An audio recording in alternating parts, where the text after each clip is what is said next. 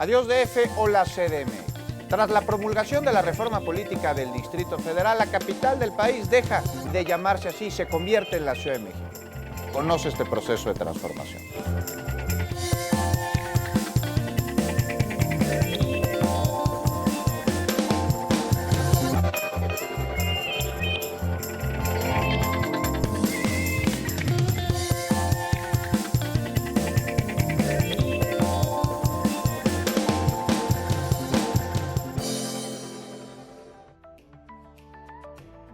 Los integrantes de la Asamblea Constituyente de la Ciudad de México discutirán el proyecto entregado por el jefe de gobierno, el doctor Miguel Ángel Mancera Espinosa. Y de él saldrá la primera constitución del siglo XXI, que es la primera constitución de la Ciudad de México. ¿Necesita esta gran metrópoli de una constitución?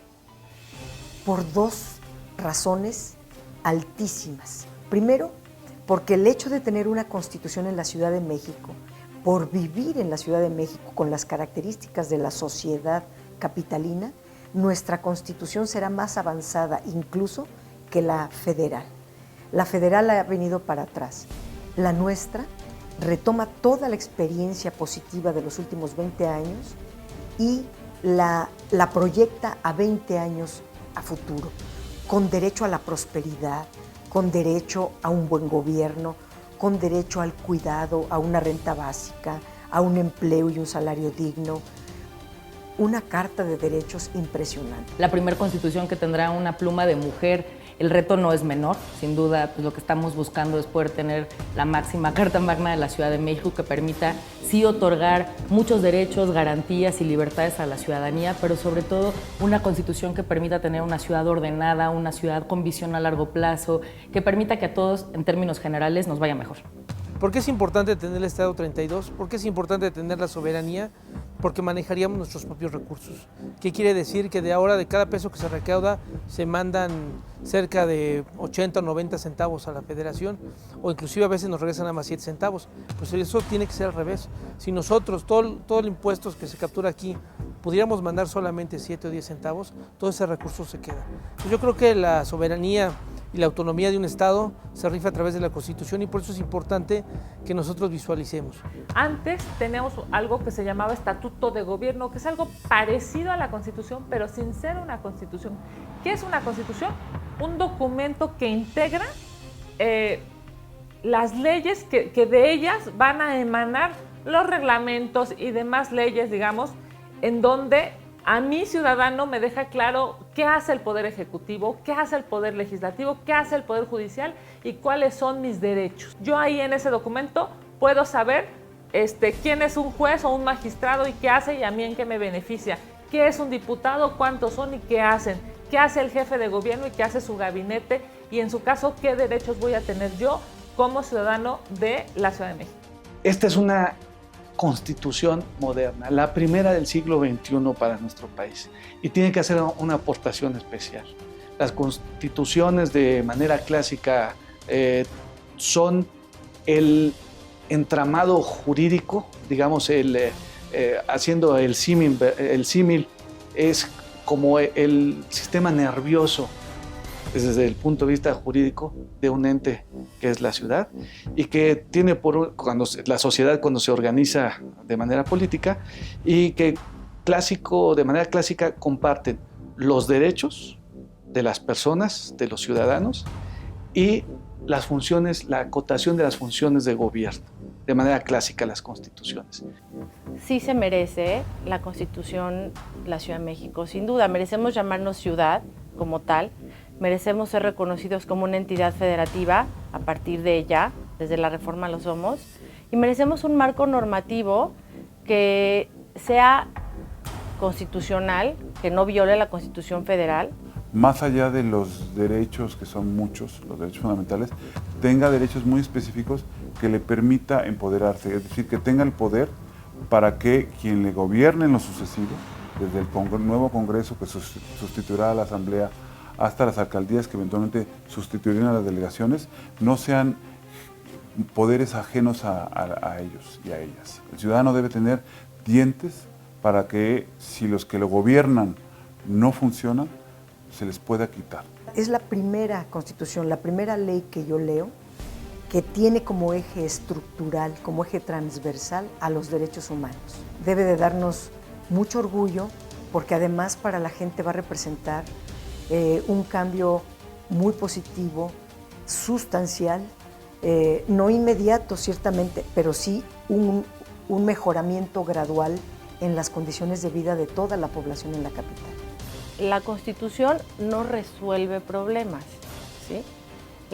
Alguien dice que si el problema de este país fueran las leyes no tendríamos problemas. La Constitución va a regular entidades, a reconocer derechos y a regular conductas que van a reflejar cambios en la vida que tú y yo tenemos en la Ciudad de México. ¿Ve usted una mejor Ciudad de México, más habitable, digamos, en el año 2025? Yo creo que sí, por una razón, porque así como hay límites planetarios para el manejo de los recursos, aquí también los habrá. ¿En qué materia? Agua. De veras, cuidemos los pocos ríos que no hemos entubado.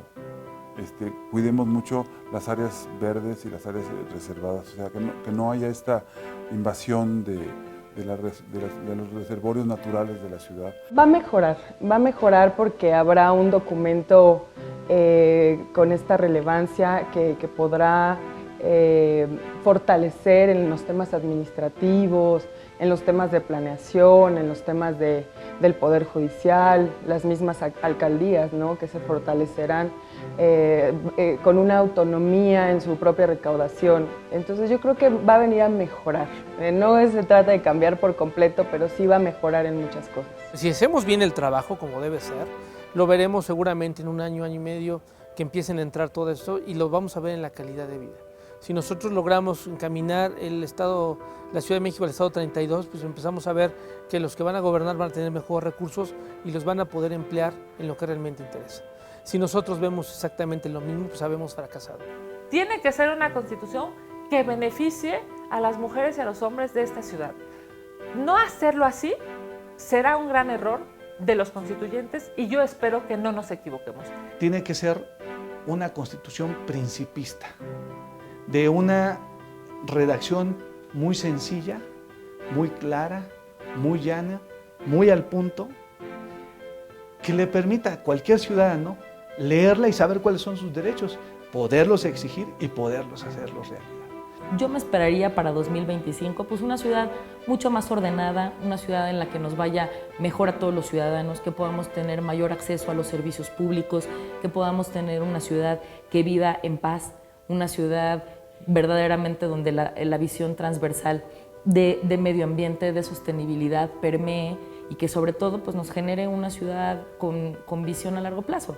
Si 10 años después no veo una mejor ciudad, entonces no hicimos nada. O sea, los cambios a nivel constitucional no se ven reflejados al otro día en la mañana. Van a haber cosas importantes que van a pasar al año y a los 2 años, y van a haber reelecciones, y eso va a pasar después de la elección del 18. Pero si dentro de 10 años no vemos que esta Constitución tuvo efectos importantes, ya sí que no hicimos un buen trabajo. Tiene que tener un efecto importante en la sociedad. Es bueno recordar también que somos una ciudad independiente, que aquí nació la patria, que aquí la independencia pues se pudo conquistar y que somos una nueva nación. Vale la pena llamarnos Ciudad de México y vale la pena también que, aunque recordemos ese hecho en la historia, hoy nos reivindiquemos como libres, como democráticos, como soberanos, tal como lo pone la Constitución de la Ciudad de México, que nos da la soberanía, radica en el pueblo, se cumple al pie de la letra, somos una ciudad de libertades, de democracia y de prosperidad. La Ciudad de México no solo se vive, también se escribe. Hagamos historia, eres parte del proceso. Participa, mantente informado a través de la señal de Capital 21.